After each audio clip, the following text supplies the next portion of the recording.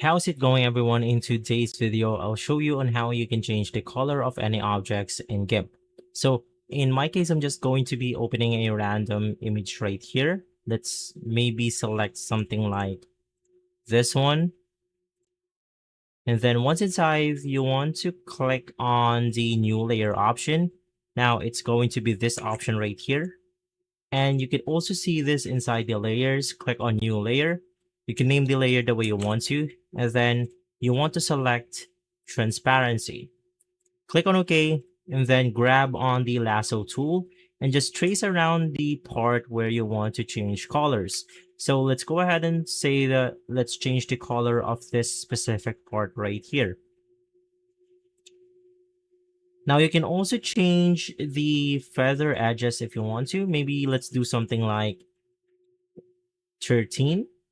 And then grab the bucket tool on the toolbox. Now, if you cannot see it on this section, head over to tools. And then we have paint tools. We have bucket fill. And then select the color that you want to change into. Now, let's say that we want to change this to something like this yellow color. Fill the lasso tool with the paint or the bucket fill.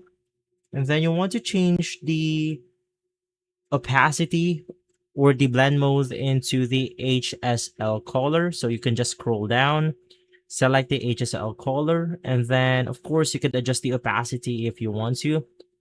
But in here, if you have some rough edges, you could then use the eraser tool, zoom in, and then just erase the edges of the colors right here.